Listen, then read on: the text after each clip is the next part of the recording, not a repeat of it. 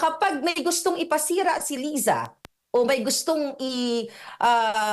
kunyari, maggawa ng kwento kung kanino man, not only kay Attorney Vic, ay gagamitin niya si Taberna, yung platform ni Taberna, para mag-expose. Kasi nga, pareho silang nakikinabang sa isa't isa. So doon to, yung the whole interview na yon, talagang sabi ko nga, kung ang Pilipino ay mahal nyo pa ang inyong bayan, yun na yung pinaka hudyat kung bakit kailangan kayo mag-speak up.